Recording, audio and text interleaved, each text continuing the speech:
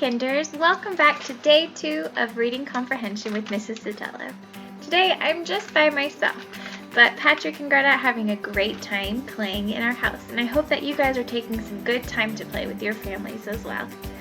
As always, I miss you guys so very much, but it makes me feel better to know that you're being safe and careful at home.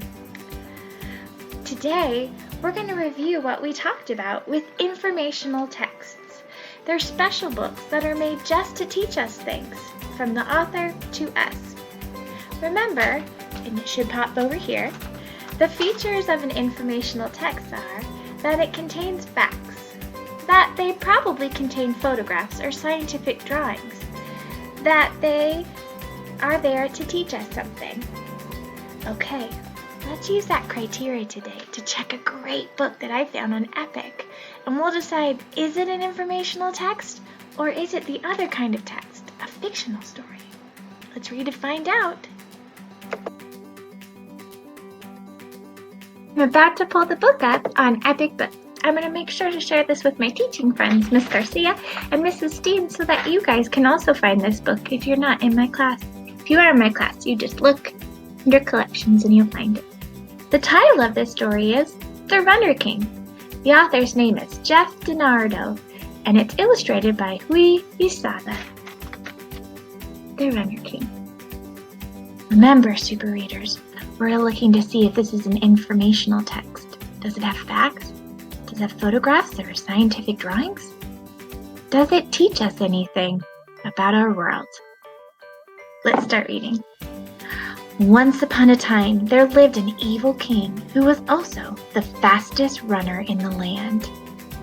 Ooh, I know some pretty fast kids.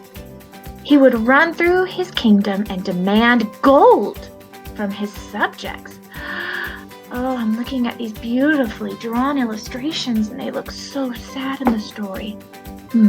No photographs yet. Let's keep going. One day, a young girl came to town. She saw how poor the people were. They told her about the evil king. "My name is Pearl," she said. "I think I can help you." She told them her plan. They all agreed to help. I wonder what her plan is. They're not telling us. I don't know if this is an informational text. Let's keep reading. The next day, the king received a note. It said if he could beat Pearl in a race, he would get all the gold he wanted.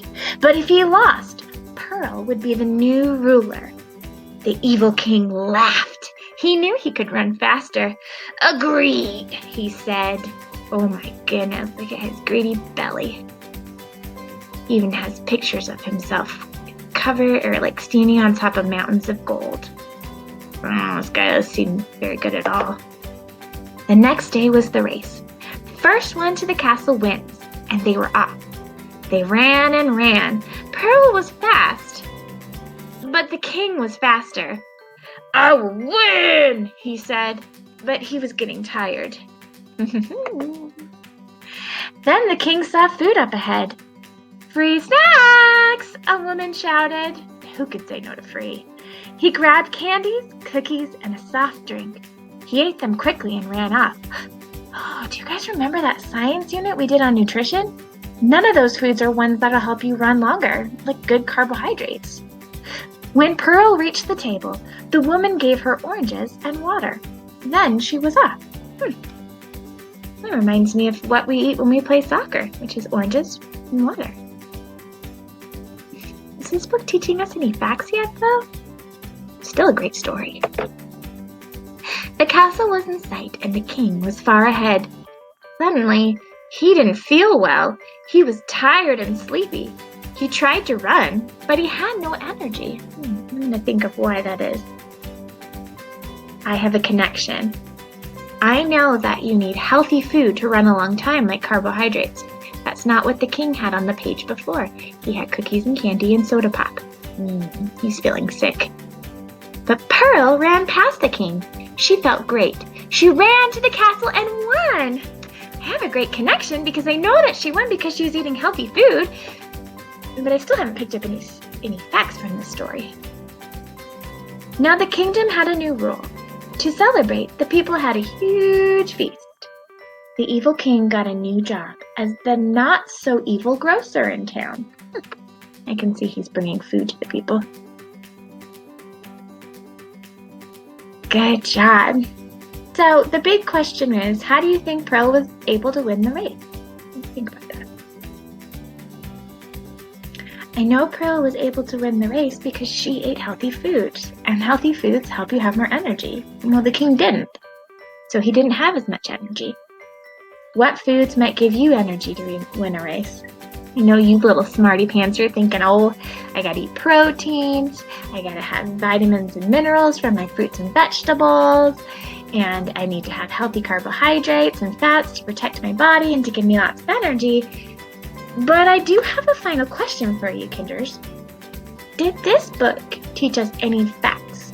Did it tell us right away you need to eat carbs to win? Did this book have any scientific drawings or photographs to teach us? Does this book give you a feeling that the author wanted to inform you? I don't think so. I think that this book is a fiction because this book was made to both entertain us and teach us a lesson. I know that you guys read lots of good fictions. Let's go back out of the book and talk about this some more. We're back, kinders. I hope you enjoyed that story as much as I did. But I think while we were reading the book, we realized that it was missing some of the things that make an informational text informational. It didn't contain as many facts. It didn't have any scientific drawings. In fact, the story wasn't made to teach us about anything in our world. It was made to entertain us. That story is a fiction, and you might remember it because we've read so many fiction books this year. What makes a fiction book is that it contains characters and settings. It may also teach you something like a moral or a lesson, or about how to help your body, but it's not an informational text that has its basis in teaching you about our world. To celebrate this, I'm going to put together an activity, hopefully down below this video, where you're going to sort digitally traits that make a book fiction or not true, and books that make a story an informational text to teach us and about true things. As always, this is not mandatory for your grade, it's just so you can practice these skills. I hope that you are safe, wonderful, and keep reading. Have a great day. Bye!